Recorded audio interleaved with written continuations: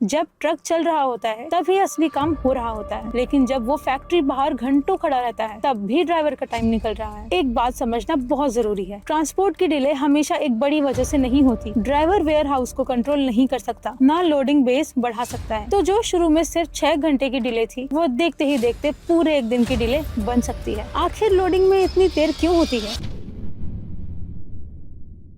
नमस्ते, आज हम बात करेंगे एक ऐसी प्रॉब्लम की जो दिखती छोटी है लेकिन पूरे इंडिया के लॉजिस्टिक सिस्टम को अंदर ही अंदर खा जाती है। एक सीन इमेजिन करो, एक ट्रक ड्राइवर सुबह 9 बजे किसी फैक्ट्री में पहुंचता है। ट्रक रेडी है, ड्राइवर भी रेडी है, मंजिल है 600 किलोमीटर दूर। ड्राइवर सोचता है बस अब लोड हो जाए तो आज बहुत दूर तक निकल जाऊंगा, लेकिन उससे बोला जाता है सर थोड़ा वेट करो। 1 घंटा जाता है, फिर 3, फिर 6 घंटे और देखते ही देखते शाम हो जाती है। और सबसे इंटरेस्टिंग बात, ना कोई ट्रैफिक जाम था, ना ट्रक खराब हुआ, ना हाईवे पे कोई दिक्कत। ट्रक सिर्फ लोडिंग की वजह से वेट कर रहा था। यही है इंडिया के ट्रांसपोर्ट की सबसे छुपी हुई समस्या, जिस पे कम ही बात होती है। ड्राइवर का टाइम वेस्ट, लेकिन पैसा नहीं। जब ट्रक चल रहा होता है तभी असली काम हो रहा होता है, लेकिन जब वो फैक्ट्री बाहर घंटों खड़ा रहता है तब भी ड्राइवर का टाइम निकल रहा है, बस उसमें कोई प्रोग्रेस नहीं। और ये वक्त ड्राइवर के लिए रेस्ट भी नहीं होता, उसे ट्रक और माल दोनों को संभालना पड़ता है। फोन पे ट्रांसपोर्टर से बात करनी पड़ती है और पता करना पड़ता है कि लोडिंग कब शुरू होगी। तो ये 6 घंटे उसके पूरे काम के दिन का बड़ा हिस्सा निकल जाता है। एक डिले पूरी चेन को हिला देती है। मान लो ट्रक को 10 बजे सुबह निकलना था, लेकिन निकला शाम 5 बजे। अब ड्राइवर के पास अपना रूट पूरा करने के लिए बहुत कम टाइम है। डिलीवरी अगले दिन सुबह की हो सकती है, लेकिन अब टाइम पे पहुंचना मुश्किल हो गया। और अगर वहाँ अनलोडिंग का भी एक फिक्स टाइम हो और ट्रक वो मिस कर देता है तो एक नया वेट शुरू हो जाता है। तो जो शुरू में सिर्फ 6 घंटे की डिले थी, वो देखते ही देखते पूरे एक दिन की डिले बन सकती है। आखिर लोडिंग में इतनी देर क्यों होती है? इसकी कोई एक वजह नहीं है, छोटी छोटी वजह मिलकर घंटों का वेट बना देती है। पहली वजह, माल ही तैयार नहीं होता जब ट्रक पहुंचते हैं। कहीं पैकिंग चल रही होती है तो कहीं गिनती हो रही होती है। दूसरी वजह, paper work, invoice, e-way bill, gate pass, कोई ना कोई डॉक्यूमेंट अधूरा रह जाता है। और अलग अलग टीम्स के बीच कोऑर्डिनेशन में लगने वाला थोड़ा थोड़ा टाइम मिलकर घंटों में बदल जाता है। तीसरी वजह, लोडिंग एरिया खुद ही एक बॉटलनेक बन जाता है। अगर एक साथ 20 ट्रक पहुंच गए और लोडिंग बेस सिर्फ 4 हो तो लाइन लंबी हो जाती है। चौथी वजह, प्रोसेस के बहुत सारे steps, vehicle check, weight check, document check, माल की गिनती, loading, final inspection, gate pass, हर स्टेप में कुछ मिनट लगते हैं, लेकिन सब जोड़कर कई घंटे बन जाते हैं। एक बात समझना बहुत जरूरी है, ट्रांसपोर्ट की डिले हमेशा एक बड़ी वजह से नहीं होती। कई बार 10 छोटी प्रोसेसेस मिलकर एक बड़ी डिले बना देती हैं। तो आइए हम बात करते हैं कि आखिर ड्राइवर अपनी तरफ से क्या कर सकता है। ड्राइवर वेयर हाउस को कंट्रोल नहीं कर सकता, ना लोडिंग बेस बढ़ा सकता है, लेकिन कुछ चीजें वो खुद कर सकता है, जैसे कि पहुंचने से पहले एक कॉल करके कंफर्म कर ले कि माल रेडी है या नहीं, डॉक्यूमेंट्स कंप्लीट है या नहीं। सिर्फ 5 मिनट की कॉल घंटों के बेकार वेट को बचा सकती है। अपने सारे जरूरी डॉक्यूमेंट्स हाथ में तैयार रखें ताकि फैसिलिटी पर कुछ ढूंढने में टाइम ना जाए। और अगर वेट लंबा हो रहा है तो तुरंत ट्रांसपोर्टर को इन्फॉर्म कर दें ताकि डिलीवरी टाइम बदला जा सके, कस्टमर को पहले बताया जा सके या रूट प्लानिंग एडजस्ट हो सके। टाइम पे दी गई जानकारी ऑप्शंस देती है, देर से दी गई जानकारी समस्या को क्राइसिस बना देती है। लेकिन असली सॉल्यूशन सिर्फ ड्राइवर के हाथ में नहीं है। यहाँ शिपर्स और लॉजिस्टिक्स कंपनी की भूमिका बहुत बड़ी है। सबसे पहली बात, माल रेडी होने से पहले ट्रक को बुलाना ही नहीं चाहिए। ट्रक कोई गोदाम नहीं है जो वहाँ खड़ा रहकर वेट करे। दूसरी बात, लोडिंग के लिए फिक्स टाइम स्लॉट, जैसे 9 से 10, 10 से 11, ताकि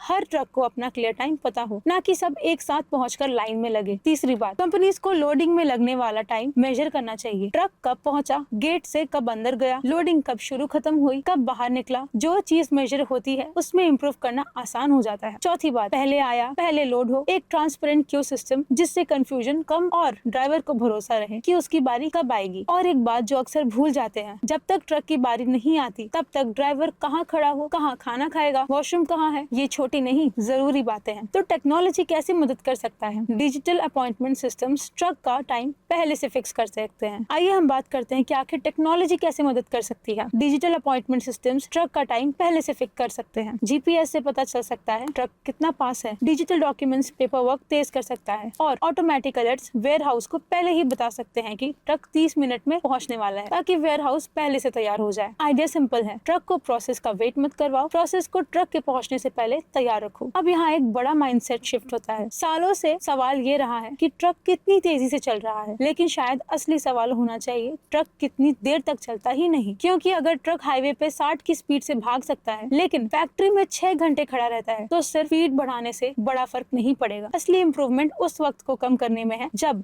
ट्रक बिल्कुल नहीं चल रहा होता। तो आखिर में हम वापस उस ड्राइवर के पास चलते हैं जो सुबह 9 बजे फैक्ट्री पहुंचता था। वो वेट कर रहा शायद 4 घंटे, शायद 12 घंटे, और इन घंटों में ट्रक अपनी मंजिल की तरफ 1 किलोमीटर भी नहीं बढ़ा। यही वो हिस्सा है जो हम अक्सर नहीं देख पाते। हम सिर्फ हाईवे पर दौड़ते ट्रक देखते हैं, डिलीवरी पूरी होती देखते हैं, लेकिन बीच में छुपे होते हैं वो घंटे जब ट्रक सिर्फ वेट कर रहा होता है। अगर इंडिया को फास्ट और रिलायबल लॉजिस्टिक्स सिस्टम बनाने हैं, ये भी देखना होगा कि वो कितनी जल्दी लोड होता है, कितनी जल्दी फैसिलिटी से निकलता है और उसका टाइम कितना सही हो रहा है, क्योंकि ट्रक कमाता है जब वो चलता है, वेट करते वक्त नहीं। और शायद इंडियन लॉजिस्टिक्स का सबसे बड़ा सुधार हाईवे तेज करने से नहीं आएगा। सबसे बड़ा सुधार बस इतना होगा कि लोडिंग गेट थोड़ा और तेज हो जाए। धन्यवाद।